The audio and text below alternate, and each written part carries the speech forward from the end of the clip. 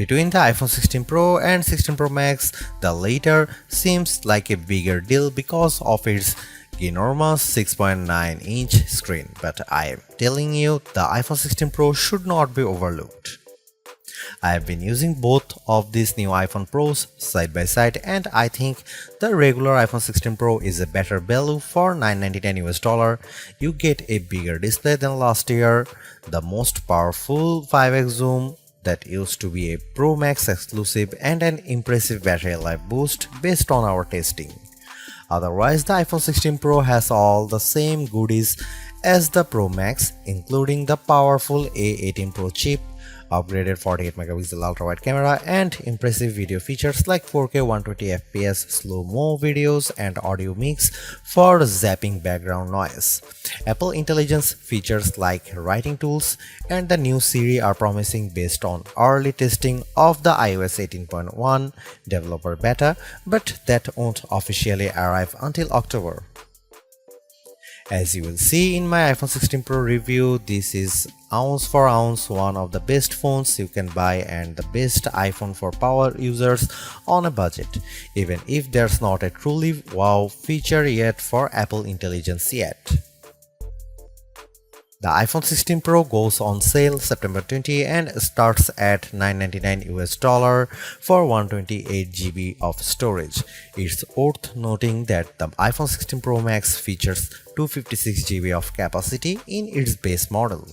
The good news is that you can get 256GB of storage for $100 less than the iPhone 16 Pro Max, and you get the same max storage option of 1TB for those willing to really splurge.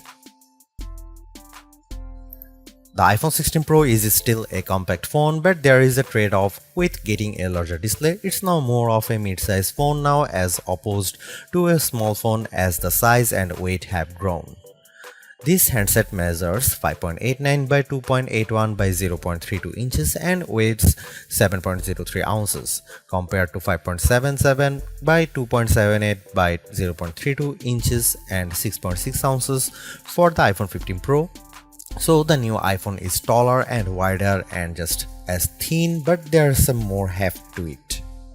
The good news is that the iPhone 16 Pro is still easy to use with one hand as Apple made the bezels thinner. The design should be more durable too, as Apple claims that the ceramic shield display is 50% tougher. Plus, the band is still made of titanium, which is more durable than aluminum. The iPhone 16 Pro colors aren't very flashy compared to the regular iPhone 16. There's white titanium, black titanium, natural titanium, and the new desert titanium, which is like a soft rose gold. I prefer the desert hue because it looks new. Don't expect much new from the iPhone 16 display. The only real news beyond the size increase to 6.3 inches for this OLED screen is that it can get dimmer. The minimum is now just 1 nit.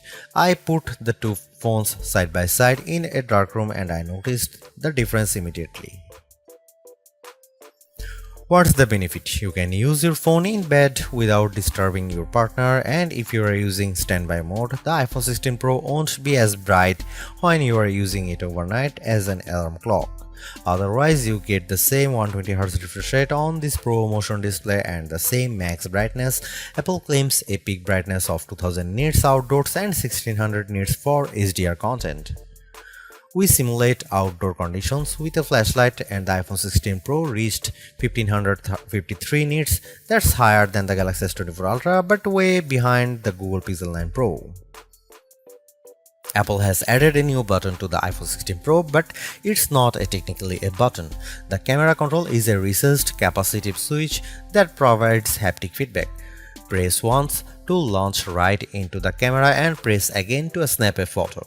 It's simple and works well in landscape and portrait mode. I found it easy to launch straight into the camera and I like that you can press and hold the camera control to record a video. Though, if you take your finger off the button, the video stops. I wish you could customize that. The camera control has a lot of tricks, including the ability to zoom in and out by sliding your finger left and right on the button, and a soft double press launches a mini menu. You can scroll through to tweak things like exposure, depth, and choose photographic styles. There's a learning curve to camera control, but I'm glad that it's an option. Plus, this frees up the action button on the left side of the iPhone 16 Pro for programming other shortcuts. The iPhone 16 Pro has a few key upgrades that I appreciated during my testing. There's a sharper 48 megapixel ultra-wide camera, a faster 48 megapixel main fusion camera with zero shutter lag, and the 5x tetra prism zoom borrowed from the Pro Max series. In addition, photographic styles are integrated directly into the Camera and Photos app, so you can change skin undertones and the mood effect of your photo on the fly. Plus, you can tweak it after the fact. To test the iPhone 16 Pro's faster performance, I had my son take a photo of me shooting a jump shot side by side with the iPhone 15 Pro, and the result is brighter and more detailed image. How does the iPhone 16 Pro compare to the best camera phones? I shot a number of pictures using the iPhone 16 Pro alongside the Samsung Galaxy S24 Ultra and the Google Pixel 9 Pro XL to find out. I put the ultra-wide camera to the test on the iPhone 16 Pro with this shot of a beach and Apple comes out on top. The colors are more natural through the iPhone versus the Galaxy S24 Ultra, and Samsung's peak looks distorted on the right side by the flowers. Here are some camera samples of iPhone 16 Pro.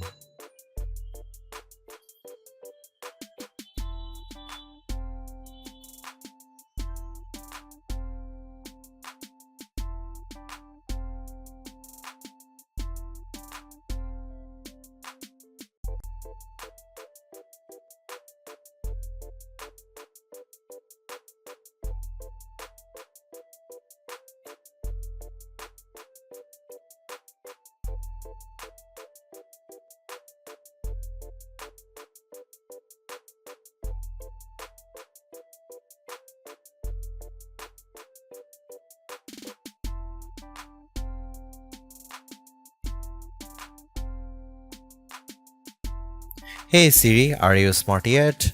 Apple Intelligence isn't officially coming to the iPhone 16 series until October, but I was able to try out some of this feature ahead of its official launch as part of the iOS 18.1 developer preview. Writing tools can be fairly helpful. I used it to summarize a long note in the Apple Notes app and it came up with a useful summary. I also had fun with writing tools trying to rewrite an email I purposely wrote in a rude tone, choosing the professional option, and the result was indeed closer to what I would usually send. I also used Apple Intelligence to look up how to do various things on the iPhone and get back step-by-step instruction for how to screen record on your iPhone, so you'll definitely spend less time looking up how to at online.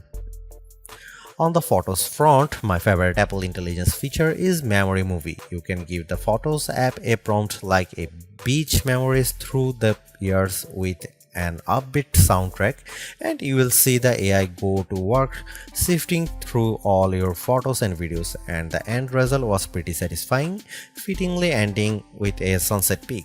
While it's overdue, I appreciate that the iPhone 16 Pro has a clean up button, which is basically Google's Magic Eraser on iOS. Apple's version of this feature is smart enough to identify objects or subjects you might want to remove, and it works quickly. But the feature struggled in some cases to completely erase what I didn't want in the frame. Siri is definitely the biggest upgrade with Apple Intelligence. It's a lot more conversational and forgiving of mistakes as we speak. For example, I was able to correct a timer from 10 minutes to 5 minutes on the fly, and Siri got it right. The new Siri in Apple Intelligence is also better with follow-up questions. For example, I could ask about the weather today and then say, how about the rest of the week? And I got an extended forecast. Siri was also smart enough to answer who do the Yankees play next and what are the odds in succession, though it couldn't tell me who the starting pitcher was. I got several links instead. Another plus is that you can talk to Siri just by typing. You tap the bottom of the iPhone 16 Pro to enter your query, which comes in handy when you can't talk. Siri is definitely getting better, but it doesn't have that wow factor that you will experience with Gemini Live Voice or GPT-40 Voice, where it feels like you are having a real conversation with a chatbot.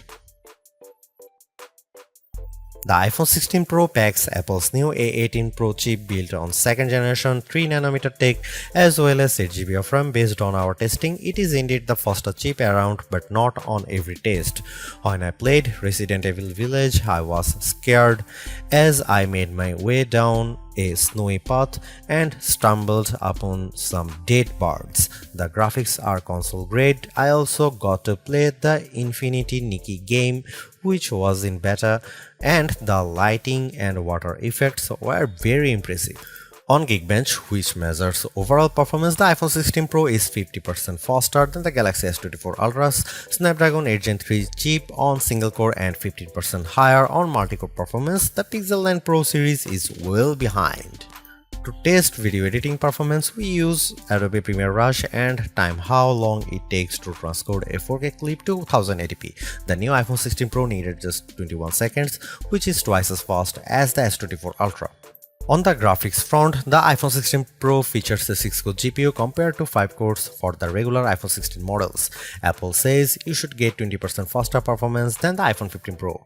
On the 3D Mark Solar Bay graphics test, which has support for ray tracing, the iPhone 16 Pro was 22% faster than the iPhone 15 Pro. However, that's still 18% behind the Galaxy S24 Ultra, which also delivered higher frame rates on the test. The iPhone 16 Pro Max features a new internal design with a graphite-clad aluminum substructure that's supposed to result in 20% better sustained performance. To test this claim, we ran the 3D Mark Wildlife stress test for 20 minutes. The iPhone 16 Pro turned in a stability score of 66%. It hit a higher overall loop score than iPhone 16 Pro Max but had a bigger drop-off. The Galaxy S24 Ultra's score was worse at 60.4%. Interestingly, the iPhone 16 Pro Max turned in a stronger stability score of 84%, which is better than the 75% from the iPhone 15 Pro Max. The iPhone 16 Pro gets a bigger battery life boost thanks to a larger battery and other efficiencies.